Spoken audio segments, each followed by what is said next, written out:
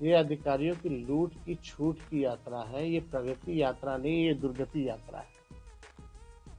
पूरे तरीके से माहौल किसी से संवाद नहीं, किसी से बातचीत नहीं।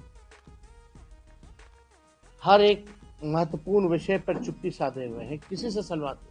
माननीय मुख्यमंत्री जी टायर्ड हो चुके हैं और रिटायर्ड अधिकारियों के साथ वो सरकार चला रहे हैं। तो अब लोगों का भरोसा उन पर से उठ गया है। अब माननीय मुख्यमंत्री जी कोई निर्णय लेने लायक नहीं रह गए। आप बताओ, मुख्यमंत्री सदन में खड़ा होकर के एक टाइमिंग के बारे में बोलता है कि स्कूल का समय बदलेगा, वो इम्प्लीमेंट मुख्यमंत्री नहीं करा। तो इससे ज्यादा दुर्भाग्य किस बात का है। मुख्यमंत्री किसका पैर कब छू दे, अधिकारियों का, इंजीनियरों का पैर छूना पड़ रहा है काम के लिए। एक पुल 4-4 बार गिर जा रहा है, कुछ फर्क नहीं पड़ रहा। तेजस्वी यादव के इन 3 बयानों को आपने सुना होगा, लेकिन आपको क्या लगता है कभी नीतीश कुमार को चाचा कहने वाले तेजस्वी यादव अब बिलो द बेल्ट जाकर नीतीश कुमार पर हमलावर क्यों हैं? नमस्कार, प्रणाम, बिहार तक देख रहे हैं आप। मैं हूं आपके साथ इंद्रमोहन। तेजस्वी यादव लगातार कार्यकर्ताओं से मुलाकात कर रहे हैं, बात कर रहे हैं और इस दौरान वो नीतीश सरकार पर हमलावर है। खास करके नीतीश कुमार को लेकर उनके जो शब्द हैं उससे सुनकर ऐसा लगता है कि शायद इस रिश्ते में तेजस्वी यादव अब कोई भी परहेज नहीं करना चाहते शब्दों की मर्यादा को लेकर, खास करके क्योंकि अगर उन्होंने भी थोड़ी ढील दी तो बार बार उनके कार्यकर्ताओं में यह मैसेज जाता रहेगा कि अगर मौका मिला तो फिर से क्या गठबंधन हो जाएगा, फिर से नीतीश कुमार इधर आ जाएंगे, जो बात राष्ट्रीय अध्यक्ष आरजेडी के लालू यादव बार बार कह रहे हैं।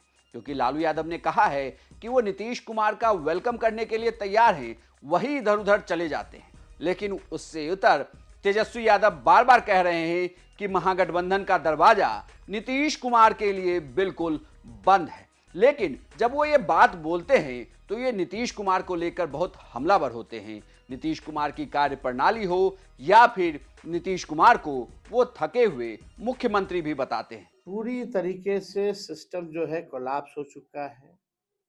आप बताओ, मुख्यमंत्री सदन में खड़ा होकर के एक टाइमिंग के बारे में बोलता है कि स्कूल का समय बदलेगा, वो इम्प्लीमेंट मुख्यमंत्री नहीं करा पाते। तो इससे ज्यादा दुर्भाग्य किस बात का है। मुख्यमंत्री किसका पैर कब छू दे, अधिकारियों का, इंजीनियरों का पैर छूना पड़ रहा है काम के लिए। एक पुल 4-4 बार गिर जा रहा है, कुछ फर्क नहीं पड़ रहा। कितना पुलिया गिरा, कितना भ्रष्टाचार की बात सामने आई, कहीं कोई बात मामला। मुख्यमंत्री तो हमेशा चुप रहते, कोई संवाद ही नहीं, कोई बात ही नहीं। पिछला विधानसभा सत्र रहा, 2 सदन होते हैं, दोनों सदनों में चुप्पी। हम लोग मुख्यमंत्री से सवाल पूछते हैं तो कोई जवाब नहीं मिलता, पत्रकार से तो बात ही नहीं करते। कोई महत्वपूर्ण गंभीर से गंभीर विषय हो उस पे माननीय मुख्यमंत्री जो है चुप्पी साधे रहते हैं। तो हो क्या रहा, लोकतंत्र में मुख्यमंत्री की जवाबदेही बिहार की जनता के प्रति है 14 करोड़। अब आप सोच रहे होंगे कि ऐसा क्यों हो रहा है कि तेजस्वी यादव इस तरह के शब्दों का इस्तेमाल अपने चाचा के लिए करते हैं। अब आपको थोड़ा और पीछे ले चलते हैं, जब बिहार के नए राज्यपाल आरिफ मोहम्मद खान का शपथ ग्रहण हो रहा था। उस दौरान एक तस्वीर सोशल मीडिया पर खुद तेजस्वी यादव ने भी डाली, जिसमें वो नीतीश कुमार का अभिनंदन कर रहे हैं और नीतीश कुमार कंधे पर हाथ रखकर मुस्कुरा रहे हैं। दोनों नेताओं की बॉडी लैंग्वेज देखकर यह लगता है कि सब कुछ बिल्कुल ठीक चल रहा है। इन दोनों नेताओं के बीच किसी तरीके की कोई दिक्कत नहीं है। लेकिन जब आप तेजस्वी के बयानों को सुनेंगे तो आपको लगेगा कि इनके शब्दों से बहुत दिक्कत है। लेकिन ऐसा क्यों हुआ? दरअसल तेजस्वी इसलिए भी हमलावर हैं क्योंकि वो अपने कार्यकर्ताओं को यह मैसेज देना चाहते हैं कि अब किसी तरीके का इधर उधर नहीं होने वाला है। यानी कि आरजेडी के कार्यकर्ता अपनी पूरी तैयारी करें विधानसभा चुनाव 2025 को लेकर। दूसरा बड़ा मैसेज वो ये भी देना चाहते हैं कि नीतीश कुमार को लेकर उनके तल्ख रवैये से एंटी इनकम्बेंसी का जो फैक्टर काम कर रहा है उसे और बल मिल सके और वोटर ज्यादा से ज्यादा उनके पास आ सके। तीसरी बड़ी बात यह कि एक लंबे समय से नीतीश कुमार सत्ता में बने हुए हैं, तेजस्वी यादव चाहकर भी परिवर्तन नहीं कर पाए। पिछले 2 चुनाव में अगर आप देखें तो उनकी एंट्री तो हुई, विपक्ष के नेता के तौर पर वो स्थापित तो हो गए, लेकिन सत्ता के करीब पहुंचकर भी सत्ता पर काबिज नहीं हो पाए हैं।